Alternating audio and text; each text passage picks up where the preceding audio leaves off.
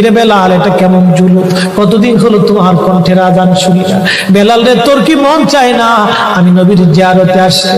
বেলাল আয়, আমি নবীর জিয়ারতে আয় রে বেলাল আয়, কতদিন হলো তোমার কণ্ঠের আজান শুনি না। স্বপ্ন যখন নবীজি দেখাইছে, এ মুসলমান, হযরত বেলাল সুদূর সিরিয়ার দামেস্ক থেকে পাগলের মতো দৌড়াইলেন, পাগলের মতো ছুটে আসলেন। যখন মদিনাতে আসলেন তখন তাহাজ্জুদের সময় চলতেছিল। তাহাজ্জুদের সময় চলার সময় হযরত বেলাল রাদিয়াল্লাহু আনহু কাঠের জালি দিয়ে তখন রওজা শরীফ ঘিরে রাখা ছিল। ওই জালির পাশে বসে বসে জালির সঙ্গে মাথা ঠেকাইয়া নবী পাগল বসে বসে গুনগুন গুনগুন করে কাঁদে আর বলে, হুজুর আপনি আসতে বলেছিলেন, গোলাম এসে হাজির হয়েছে। নবী গো, আযান দিতে বলেছেন, আমি আযান দিলে আপনি আগে নামাজ আসতেন, এখন আযান দিলে কি নবী আপনি নামাজে আসবেন? হুজুর এখন আযান দিলে কি আপনি নবী নামাজে আসবেন? নতুন মুয়াজ্জিন আসছে আযান দেওয়ার জন্য, এসে দেখে নবীর মুয়াজ্জিন বেলাল কাঁদে। ডাক দেখে মদিনাবাসী, শুনছো নবীর মুয়াজ্জিন ফিরে এসেছে, বেলাল আসছে, বেলাল ফিরে আসছে। এই কথা শোনার পরে সব সাহাবী ঘর থেকে বের হয়ে দৌড়ায় এসে দেখে বেলাল কাঁদে। সাহাবীরা বলে, বেলাল আযান দাও, কতদিন হলো তোমার কণ্ঠের আযান শুনি না। বেলাল আযান দাও, কতদিন হলো আযান শুনি না রে বেলাল। বেলাল বলে, সাহাবীরা রে, আমি আযান দিলে কি নবী নামাজ আসবে বলো? সালমান ফারসি রাদিয়াল্লাহু আনহু ডাক দেখে, সাহাবীরা আমাদের কথায় বেলাল আযান দিবে না, তোমরা যাও দেখো হাসান আর হুসাইন দুইজন ঘরের মধ্যে আছে। ইমাম হাসান হুসাইন রাদিয়াল্লাহু আনহুমা যদি বলে তাহলে বেলাল অবশ্যই আযান দিবে। সালমান ফারসির পরামর্শে সাহাবীরা দৌড়ায় গেলেন। বর্তমান 7 নম্বর গেট বাবুস সালাম বরাবর একটা মসজিদ আছে, মসজিদ আলী, এটাই ছিল হযরত ফাতেমা রাদিয়াল্লাহু আনহার বাড়ি। এই বাড়িতে দৌড়াই যাওয়ার পরে ইমাম হাসান হুসাইন রাদিয়াল্লাহু আনহুমা দুইজনকে নিয়ে আসা হলো। দুইজনকে নিয়ে আসার পরে হযরত ইমাম হাসানকে দেখতে আমার নবীর মতো দেখা যাইতো, চেহারাটা রাসূল করিমের চেহারার মতো ছিল।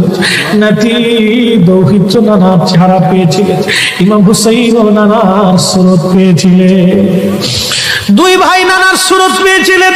হযরত বেলাল রওজা শরীফ থেকে উঠে হযরত হাসানের বুকের মধ্যে মাথা ঠেকায় কাঁদতেছে, ইমাম হুসাইনের বুকের মধ্যে মাথা ঠেকায় কাঁদে। হযরত ইমাম হাসান ডাক দেখে, নানার মুয়াজ্জিন, কতদিন হলো তোমার কণ্ঠে আযান শুনি না। যেই কণ্ঠ দিয়ে নানার আযান শুনাইতা, যাও গো ওই কণ্ঠ দিয়ে আমাদেরকেও আযান শোনাইয়া যাও।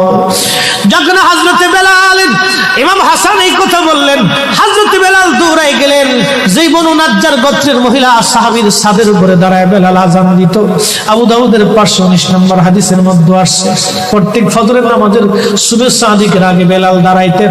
দাঁড়ায় আযানের আগে বলতেন, আল্লাহুম্মা ইন্নী আহমাদুকা ওয়া নাস্তাঈনুকা আলা কুরাইশিন ইউকিমুদ্দীনাক। প্রত্যেক ফজরের আযানের আগে এই দোয়াটা পড়ে বেলাল আযান শুরু করতেন। হযরত বেলাল রাদিয়াল্লাহু আনহু আজকে তাহাজ্জুদের আযান দিতে গেছে। আযান দিতে যাওয়ার পরে হযরত বেলাল যখন আযান দিলেন, আল্লাহু আকবার, আল্লাহু আকবার, আযানের মধুর ধ্বনি সারা মদিনার রন্দে রন্দে ছড়িয়ে গেল। মদিনার ঘর থেকে সব সাহাবী বের হয়ে দৌড় মারছে। আবার যখন বলেন আল্লাহু আকবার, আল্লাহু আকবার, সব সাহাবী, মহিলা, বৃদ্ধ, বনিতা ঘর থেকে বের হয়ে দৌড় মারছে। যখন বলল আশহাদু আল্লা ইলাহা ইল্লাল্লাহ, মদিনার ঘর থেকে সব মহিলারা ঘর থেকে বের হয়ে দৌড় মারছে রে, আর কান্না করে নবী বুঝি ফিরে আসছে রে। আবার যখন বলেন আশহাদু আল্লা ইলাহা ইল্লাল্লাহ, তখন মদিনার মানুষ কান্না করতেছিল, গুন গুন গুন গুন করে কান্না করে। মদিনার ভিতরে আওয়াজ বের হয়ে গেল, নবী বুঝি আসছে রে, নবী বুঝি ফিরে আসছে রে, নবী বুঝি ফিরে আসছে রে, নবী বুঝি আসছে। হযরত বেলাল যখন বলেন আশহাদু আন্না মুহাম্মাদুর রাসূলুল্লাহ, মদিনার মাটিগুলি থরথর থরথর করে কেঁপে উঠছে রে। মদিনার মানুষের কান্না বেড়ে গেল। হযরত বেলাল অজ্ঞান হয়ে জমিনের মধ্যে পড়ে গেলেন, তিনি বেহুশ। নবীর আশিক বেহুশ হয়ে গেলেন। বেলালের মতো আশিক যদি আমরা হইতাম,